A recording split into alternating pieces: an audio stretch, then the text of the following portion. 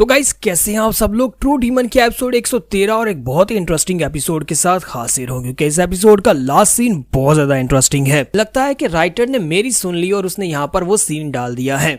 तो last episode के and पे हमने देखा था कि हमारा जॉन ब्रेक थ्रू कर लेता है और उसका ब्रेक थ्रू कंप्लीट होने के बाद वो उठकर खड़ा हो जाता है, अपनी तलवार उठाता है और साथ ही अपनी शर्ट फाड़कर अपने डोले शोले दिखाता है। तो दूसरी तरफ से हमारा जो जूल यांग होता है वो भी उसकी तरफ देख रहा होता है, साथ ही वो अपनी स्पेशल आंख से उसकी एनर्जी को महसूस करता है और कहता है ये एक बहुत ही विकेड और बिजार एनर्जी है, यानी कि एक किस्म की डिमोनिक एनर्जी और इस तरह की डार्क डिमोनिक एनर्जी जिससे मुझे भी यहाँ पर डर महसूस हो रहा है। मैंने इस तरह की एनर्जी पहले अपनी जिंदगी में कभी महसूस नहीं की। इस तरह की एनर्जी जैसे कि यहाँ पर मुझे एक डार्कनेस की अबिस के अंदर खींच कर ले जाएगी, मुझे गहरी खाई के अंदर खींच कर ले जाएगी। और इसी के साथ ही हमारा जॉन जो होता है उसे कहता है कि तुम यहाँ पर क्या देख रहे हो। तो जूल यांग उसे कहता है कि क्या तुम एक डीमन हो, क्योंकि जिस तरह की एनर्जी तुम्हारी बॉडी से निकल रही है ऐसे लगता है कि तुम एक ट्रू डीमन हो। तो हमारा जो जॉन होता है वो उसे कहता है कि तुम यहाँ पर मुझे एक डीमन कह रहे हो। अच्छा, तो तुम यहाँ पर सोच रहे हो कि मैं एक डीमन हूँ। दूसरी तरफ से जूल यांग अपने हाथों की तरफ देखता है कि उसके हाथों के ऊपर वहां पर पसीना निकल रहा होता है, यानी कि उसे डर महसूस हो रहा है। तो हमारा जॉन उसे कहता है कि हाँ, अगर तुम यहाँ पर मुझे एक डीमन समझ रहे हो तो फिर मैं यहाँ पर अपनी नई एनर्जी को एक नाम देना चाह रहा था। इस डार्क एनर्जी को मैं यहाँ पर आज के बाद से डिमोनिक की का नाम दूंगा। और हमारा जॉन वहां पर उस एनर्जी को डिमोनिक की का नाम दे देता है। जबकि दूसरी तरफ से हमारा जूल यांग जो होता है वो कहता है कि इस बंदे को यहीं पर मारना होगा, वरना कल को ये मेरे लिए बहुत बड़ा खतरा बन जाएगा। तो इसी के साथ ही हमारा जूल यांग जो होता है वहां पर कहता है कि मुझे लगता है कि तुम्हें एक बात की गलत फहमी हो गई है। तुमने अभी भी यहाँ पर रिवोल्यूशनरी राम में ब्रेक थ्रू किया है, लेकिन तुम्हें यहाँ पर जो क्वालिफिकेशन तो मिल जाती है कि तुम मेरे सामने खड़े हो सको या फिर मुझसे बात कर सको या मुझसे फाइट कर सको। लेकिन क्योंकि तुमने अभी भी यहाँ पर ब्रेक थ्रू किया और मैं पिछले कई सालों से ब्रेक थ्रू करने के बाद अपनी एनर्जी को स्टेबल कर चुका हूं, तो इसका मतलब यह है कि तुम अभी इस लायक नहीं हुए कि तुम यहाँ पर मेरे सामने खड़े होकर मुझसे फाइट कर सको। और दूसरी तरफ से हमारी ब्लू स्पिरिट जॉन से कहती है कि हम दोनों यहाँ पर मिलकर फाइट करेंगे, जैसे जैसे मैं कहूंगी तुम्हें वैसे वैसे कोऑर्डिनेट करना होगा, क्योंकि तुम्हारी एनर्जी फिलहाल के लिए स्टेबल नहीं है। तो हमारा जॉन उसे कहता है नहीं, तुम अपनी वुडन डॉल के अंदर छुप जाओ। वो कहती है क्या हो गया है। तो हमारा जॉन उसे कहता है क्या तुम्हें महसूस नहीं हो रहा कि एक बहुत ही पावरफुल शामन इसी तरफ आगे बढ़ रहा है।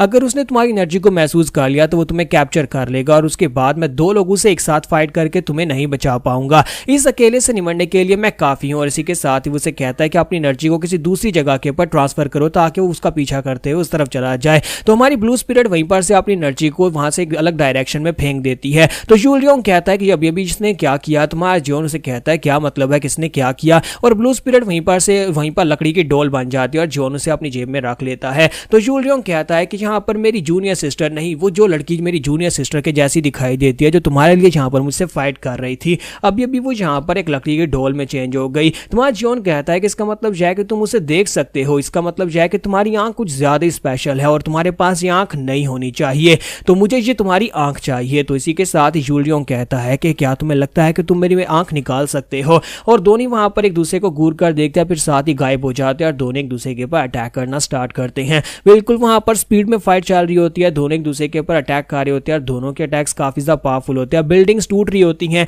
और दोनों एक दूसरे को पंचेस मार रहे होते हैं, लेकिन फिलहाल के लिए दोनों की पावर लेवल सेम होते हैं, जिसकी वजह से दोनों में से किसी को ज्यादा नुकसान नहीं पहुंच रहा। तो जूल यांग जो होता है वो इस बात से हैरान होता है कि इस ब्रेक थ्रू करने के बाद अब यहाँ पर इसकी स्पीड कम से कम इतनी बढ़ चुकी है कि ये मेरे हर एक रिएक्शन, यानी कि मेरे हर एक जब भी मैं इसके ऊपर अटैक करता हूँ उसके बदले में यहाँ पर रिएक्शन देता है और साथ ही वो स्वर्ड फॉर्म ऑफ हीवन को यूज करते हुए हमारे जॉन के ऊपर अटैक करता है। जबकि हमारा जॉन जो होता है वो अपनी special technique moonless wind white sword के टेक्निक को यूज करते हुए उसके ऊपर स्लैश लगाता है। दोनों की स्लैशेस वहां पर आपस में टकरा रही होती है और साथ ही वो दोनों एक दूसरे के करीब पहुंच जाते हैं। तो जूल यांग उसे कहता है लेकिन मैं तुम्हें यहाँ पर एक बात बताऊं कि तुम यहाँ पर मेरे लेवल के ऊपर तो पहुंच चुके हो, लेकिन अभी भी यहाँ पर एक बहुत बड़ा डिफरेंस है और वो एक्सपीरियंस का है। जबकि हमारे जॉन को उसके कंधे के पास वहां पर एक वीक स्पॉट दिखाई देती है। तो जॉन अपनी तलवार को सामने की तरफ थ्रो करता है ताकि वो उसके ऊपर अटैक कर सके। जब वो उसके ऊपर अटैक करता है तो जूल यांग की गाल के ऊपर एक कट लग जाता है। तो हमारा जॉन कहता है कि इस कमीने ने यहाँ पर मेरे अटैक को अवॉइड कर लिया। जबकि दूसरी तरफ से हमारा जूल यांग जो होता है वो अपने हाथ के ऊपर एनर्जी से बनी हुई स्वर्ड एक्टिवेट करता है और कहता है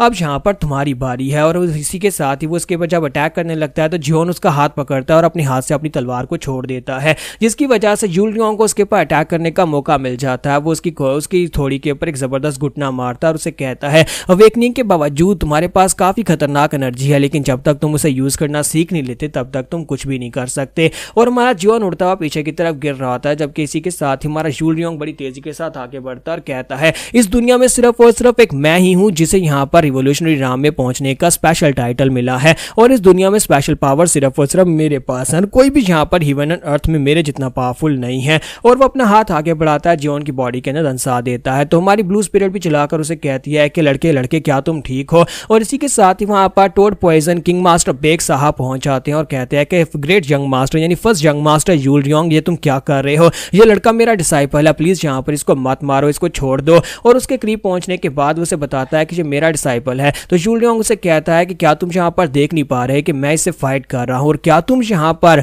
अपने फर्स्ट यंग मास्टर के सामने आकर अपने डिसाइपल के लिए माफी की भीख मांगने वाले हो। और दूसरी तरफ दिखाते हैं कि हमारा जियोन उसका हाथ पकड़ लेता है। तो जब उसका हाथ पकड़ता है उसे कहता है कि देखो तो मैंने तुम्हें पकड़ ही लिया, क्योंकि तुम पहले यहाँ पर मुझे पकड़ाई नहीं दे रहे थे, जबकि तुमने खुद यहाँ पर अपनी मौत को दावत दी है, तो फिर मैं यहाँ पर इस मौके को क्यों छोड़ूंगा। और इसी के साथ दिखाता है कि जहां पर हमारे यूल रियोंग ने अपना हाथ उसकी बॉडी के अंदर दंसाया था, वहीं पर हमारे जियोन के मसल्स जो होते हैं वो टफ हो जाते हैं, जिसकी वजह से उसका हाथ बाहर नहीं निकल पा रहा होता। तो वो कहता है मैं अपने हाथ को बाहर नहीं निकाल पा रहा, तो मुझे इसकी गर्दन काटनी होगी। और वो अपने दूसरे हाथ के ऊपर एनर्जी की स्वॉर्ड एक्टिवेट करता है और उसके ऊपर अटैक करने लगता है, लेकिन बेग साहब वहां पर नीचे उतरते हैं और उसका बाजू पकड़ लेते हैं और कहते हैं कि first young master you'll Ryeong please यहाँ पर रुक जाओ, क्या तुम मेरी मौजूदगी में यहाँ पर मेरे डिसाइपल को जान से मारना चाहते हो, मैंने तुम्हें बताया भी कि ये मेरा डिसाइपल है। तो इसी के साथ ही यूल रियोंग उसे कहता है तो क्या यहाँ पर इस बात से कोई फर्क पड़ता है, क्या तुम यहाँ पर फर्स्ट यंग मास्टर के ऑर्डर को मना करोगे, मैं तुम्हें कह रहा हूँ कि साइड के ऊपर रहो, जहाँ पर मुझे इस लड़के को मारने दो। अगर तुम चाहते हो कि तुम यहाँ पर मुझे रोक सकते हो तो फिर रोक कर दिखाओ, कि अगर तुमने यहाँ पर मेरा हाथ नहीं छोड़ा तो फिर आज के बाद से मैं तुम्हारा भी दुश्मन हूँ, और तुम्हें पता है कि अगर मैं तुम्हारा दुश्मन हूँ तो फिर चीफ भी तुम्हारे दुश्मन है। तो बेग साहब जो होता है वो चलाकर उसे कहता है कि यहाँ पर लाइन क्रॉस मत करो, तुम यहाँ पर फर्स्ट डिसाइपल हो, लेकिन इसका मतलब ये नहीं है कि तुम यहाँ पर मेरे पर ऑर्डर चला सकते हो। और दूसरी तरफ हमारा जियोन जो होता है वो उसके बाजू को खींचकर खुद उसके करीब पहुंच जाता है, और साथ ही वो बेग साहब से कहता है कि मैं चाहता हूं कि तुम इसके बाजू को पकड़ कर रखो, हमारे पास इस तरह का दूसरा मौका नहीं मिलेगा। और इसी के साथ ही हमारा जियोन जो होता है वहां पर उसे टक्कर मारता है, जबकि दूसरी तरफ से यूल रियोंग एक्साइटेड हो जाता है और कहता है कि तुम मुझे टक्कर मारोगे, देखो मैं तुम्हारा क्या करता हूं। अब वो यहाँ पर उसे टक्कर मारता है, दोनों अपने सर टकराते हैं। तो इसी के साथ ही जियोन का सर फूटता है और उससे ब्लीडिंग होना शुरू हो जाती है, और दूसरी तरफ से हमारा जो यूल रियोंग होता है उसका सर भी फूटता है और उससे ब्लीडिंग हो रही होती है। तो यूल रियोंग चिल्ला चिल्लाकर कह रहा होता है कि देखता हूं कि तुम दोनों मिलकर कब तक यहाँ पर मुझे रोक कर रख पाते हो, क्या तुम्हें लगता है कि ये एल्डर बेग साहब मुझे रोक कर रख पाएगा। जबकि हमारा जियोन जो होता है वहीं पर से उसकी बॉडी के साथ लिपट जाता है और साथ ही वो अपनी स्पेशल पॉइजनस एनर्जी को रिलीज करता है, क्योंकि हमारे जियोन का ब्लड और उसकी पूरी बॉडी क्योंकि ब्लड है, इसी वजह से वो उसकी बॉडी के साथ लिपट कर अपने पॉइजन को उसकी बॉडी के अंदर डालना शुरू कर देता है और कहता है